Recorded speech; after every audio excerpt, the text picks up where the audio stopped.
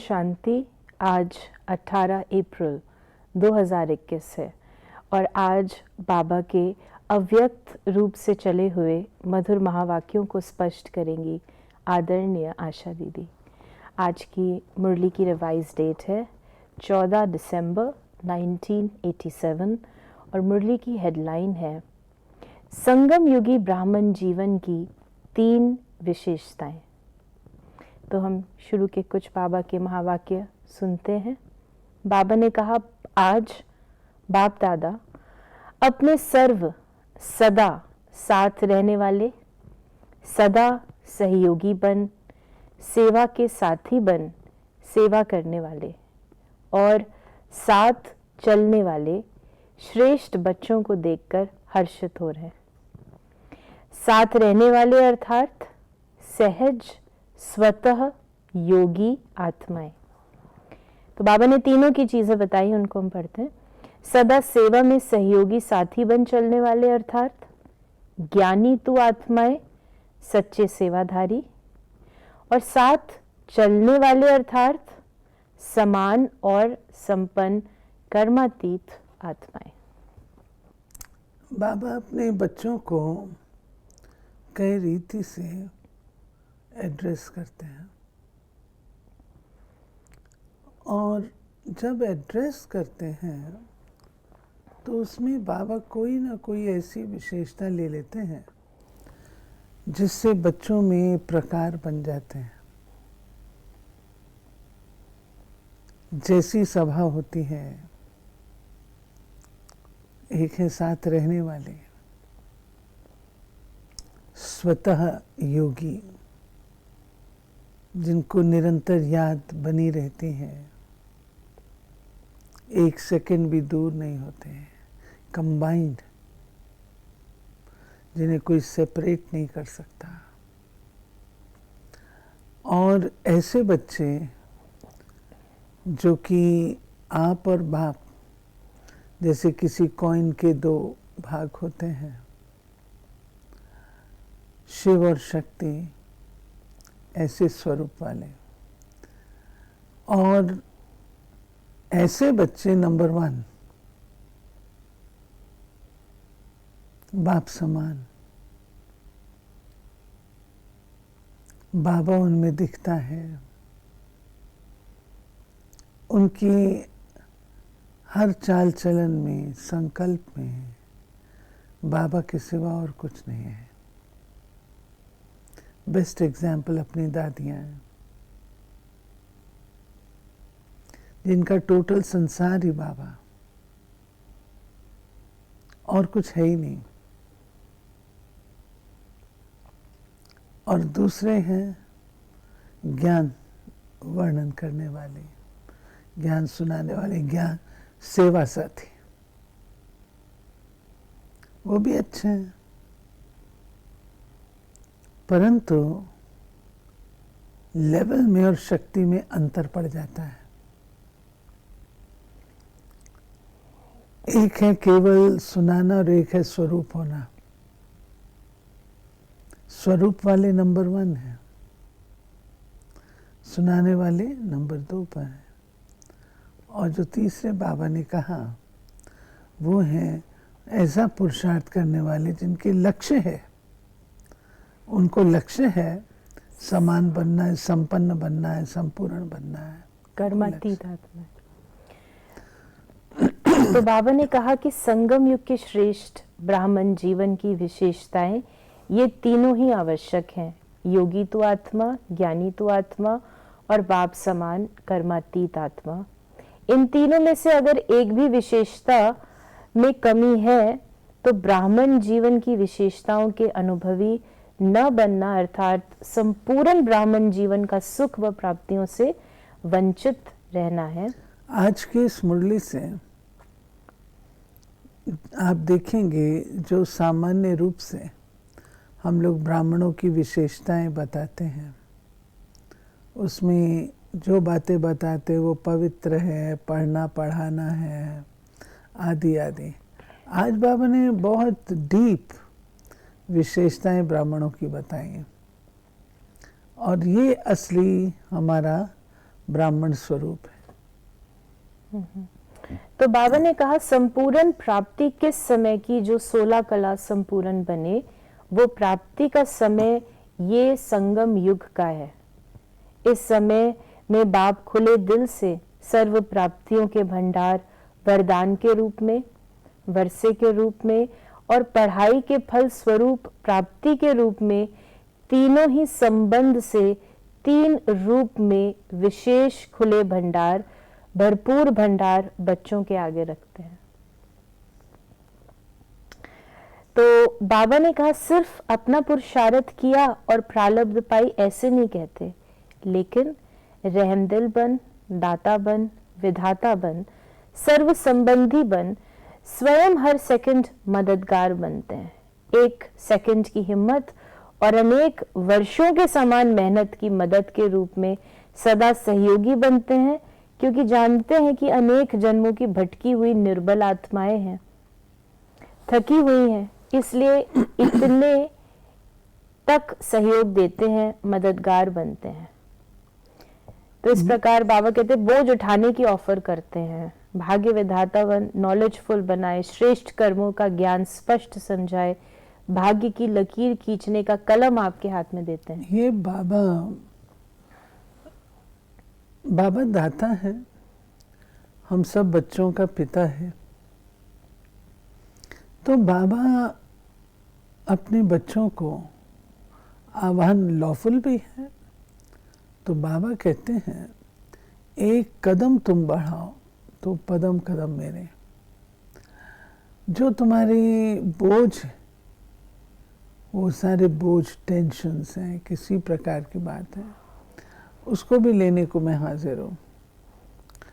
और तीसरा बाबा ने कहा कि हर प्रकार की मदद के लिए मैं तैयार हूँ।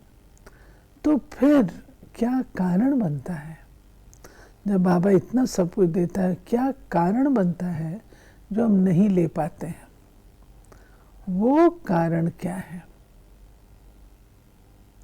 शायद हमारी पहचान बाबा की कम है, निश्चय कम है।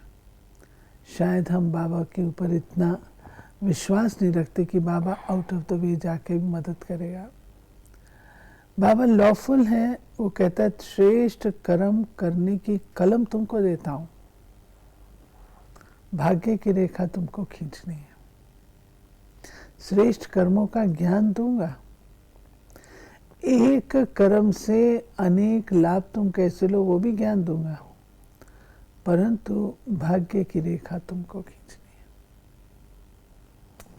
तो बाबा ने इस प्रकार से और भी विशेषताएं बताएं कि किस प्रकार बाबा नाम बच्चों का करते हैं और बुद्धिवानों की बुद्धि बन।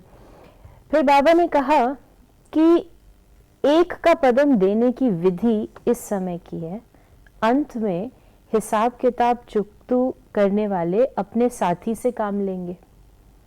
साथी कौन है जानते हो ना? फिर ये 1 का पदम गुणा का हिसाब समाप्त हो जाएगा। अभी रहमदिल है, फिर हिसाब किताब शुरू होगा। इस समय तो माफ भी कर देते हैं, कड़ी भूल को भी माफ कर और ये मददगार बन आगे उड़ाते हैं। सिर्फ दिल से महसूस करना अर्थात माफ होना। बाबा ने बताया जैसे दुनिया वाले माफी लेते हैं, यहाँ उस रीति से माफी नहीं लेते। महसूसता की विधि ही माफी है। बाबा क्षमा का सागर है, तो हर एक के क्षमा की अपनी विधि है। बाबा ने जो विधि बताई है क्षमा की, वो है कि तुम महसूस करो, रियलाइज करो। अगर महसूस करोगे तब परिवर्तन भी होगा, महसूसता नहीं तो परिवर्तन भी नहीं होगा, फिर बार बार आप वही काम करेंगे। तो बाबा ने कहा तो दिल से महसूस करना, किसके कहने से या समय पर चलाने के लक्ष्य से ये माफी मंजूर नहीं होती है। कई बच्चे चतुर भी होते हैं, वातावरण देखते हैं तो कहते हैं अभी तो महसूस कर लो, माफी ले लो, आगे देखेंगे। लेकिन बाप भी नॉलेजफुल है, जानते हैं फिर मुस्कुराते छोड़ देते हैं, लेकिन माफी मंजूर नहीं करते। बिना विधि के सिद्धि तो नहीं मिलेगी ना। विधि एक कदम की और सिद्धि पदम कदम जितनी होगी, लेकिन एक कदम की विधि तो यथार्थ हो। ये बाबा कहते एक कदम की विधि तो यथार्थ हो। और चतुराई बाबा के साथ, जिसे कुछ भी छिपा नहीं, जो हमारा सब कुछ जानता है। हम उसका अंत नहीं पा सकते, उसने तो हमारा अच्छा अंत पाया है। तो बाबा कहते हैं अगर ऐसा है तो माफ़ी स्वीकार कैसे होगी, क्षमा स्वीकार नहीं होगी। तो वो विधि जो दिल की महसूसता है, दिल से रियलाइजेशन, दिल से परिवर्तन करने की प्रतिज्ञा है, वो बाबा स्वीकार करता और बाबा वह मदद तब देता है। वरदानी समय पर भी वरदान नहीं लेंगे तो और किस समय लेंगे। समय समाप्त हुआ और समय प्रमाण ये समय की विशेषताएं भी सब समाप्त हो जाएंगी। इसलिए जो करना है, जो लेना है, जो बनाना है, अब वरदान के रूप में बाप की मदद के समय में कर लो, बना लो। फिर ये डायमंड चांस मिल नहीं सकता। तो जैसे ही अभी के समय की बिल्कुल मुरली तो पुरानी है, लेकिन समय अभी का ही लगता है। फिर बाबा ने बताया कि समय की विशेषताओं के आधार पर ब्राह्मण जीवन की जो 3 विशेषताएं बताई, इन तीनों में संपूर्ण बनो। बाबा ने कहा कि आप लोगों का विशेष स्लोगन भी है, योगी बनो, पवित्र बनो, ज्ञानी बनो, कर्मातीत बनो। जब साथ चलना ही है तो सदा साथ रहने वाले ही साथ चलेंगे। जो साथ नहीं रहते वो साथ चलेंगे कैसे। समय पर तैयारी नहीं होंगे साथ चलने के लिए, क्योंकि बाप समान बनना अर्थात तैयार होना। बहुत काल का साथ रहना, साथी बन सहयोगी बनना, ये बहुत काल के संस्कार ही साथी बनाए साथ ले जाएंगे। अभी भी साथ नहीं रहते, इससे सिद्ध है कि दूर रहते हैं। तो दूर रहने का संस्कार साथ चलने के समय भी दूरी का अनुभव कराएगा। इसलिए अभी से तीनों ही विशेषताएं चेक करो, सदा साथ रहो। करावनहार बाप, निमित्त करनहार मैं हूं, तो कभी भी सेवा हलचल में नहीं लाएगी। आगे बाबा बता रहे हैं, जहां अकेले हो तो मैंपन आ जाता है, फिर माया बिल्ली म्याऊं म्याऊं करती है। आप मैं करते हो, वो मैं आऊं। माया को बिल्ली कहते हो ना, तो साथी बन सेवा करो।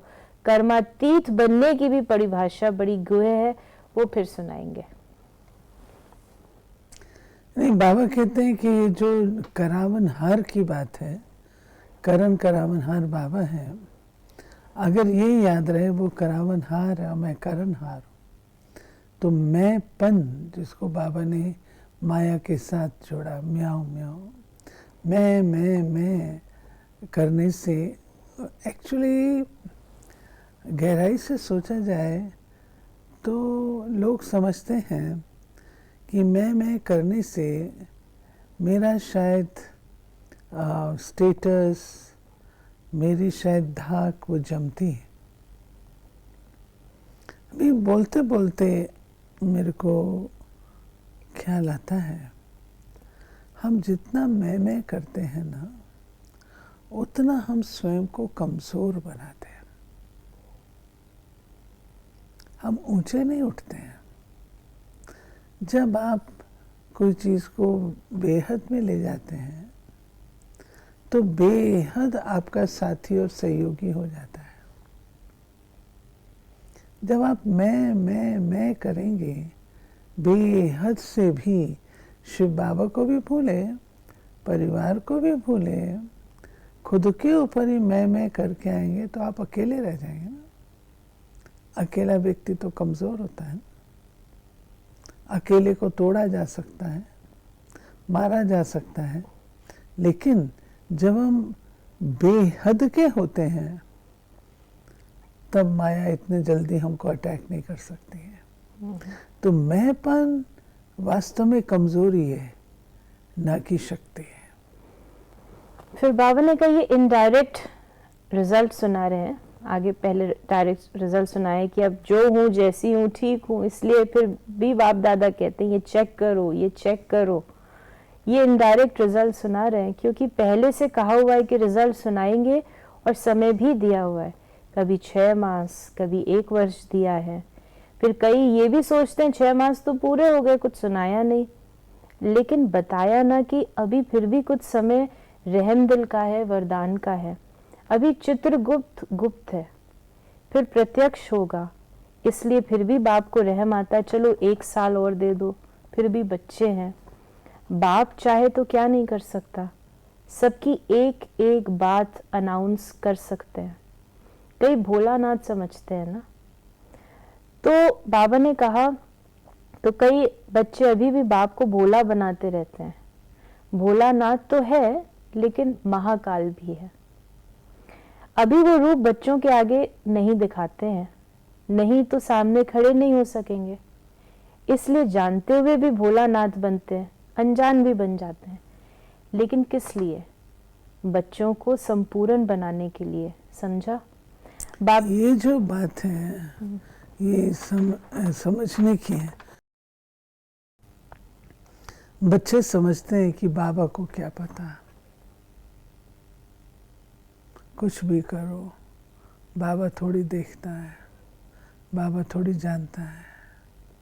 बाबा ने चित्रगुप्त को प्रस्तुत कर दिया। वैसे भी बचपन में कहानियाँ सुनते थे कि हमारे कंधे पर चित्रगुप्त बैठा है, हमारे कर्मों का हिसाब किताब ले। आपको ऐसे स्थूल रूप से तो नहीं होता है कोई। और बाबा ने कहा अभी वो गुप्त है, फिर वो प्रत्यक्ष भी होगा। और अभी बाप अगर कर दे तो बाप के आगे खड़े नहीं रह सकेंगे। इससे ज़्यादा बाबा क्या कह सकता है? इससे ज़्यादा बाबा क्या कह सकता है? भोलेनाथ को इतना भोला नहीं समझना है। बोला ना बाबा ने महाकाल।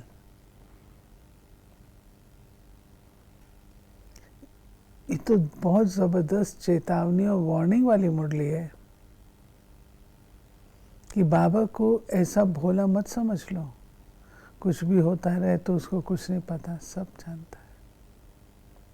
उस समय हम क्या करेंगे? अभी तो बाबा ने कहा मैं समय भी देता हूँ, 6 मास, 1 वर्ष, 1 महीना में समय देता हूँ, अपने आप को सुधार लो, फिर क्या हुआ?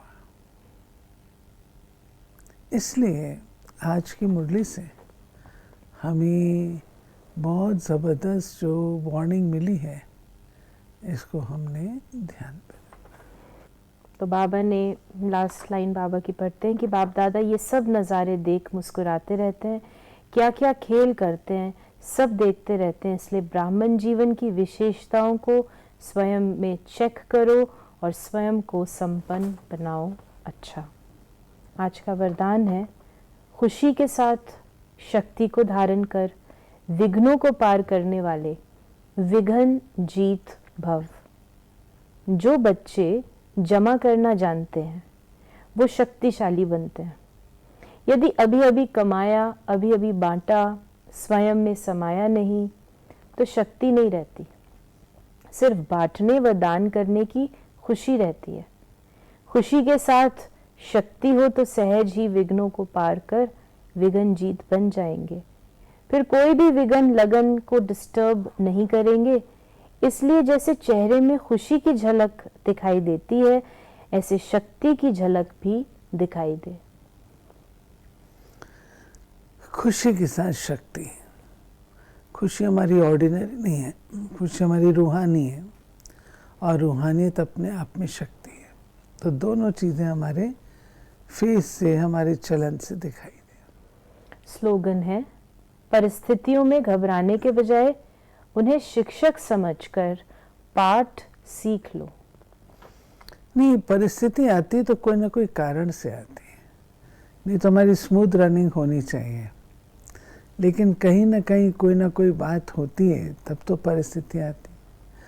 तो परिस्थिति आ गई, परिस्थिति आए तो ये बैठ करके रोना नहीं है, उससे शिक्षा लेकर के समझदार बन करके आगे चलना। तो ये थे बाबा के आज के महावाक्यों का स्पष्टीकरण। यदि आपके मन में कोई सवाल है तो आप उसे मैसेज या व्हाट्सएप करें 8826599309 पर। ओम शांति।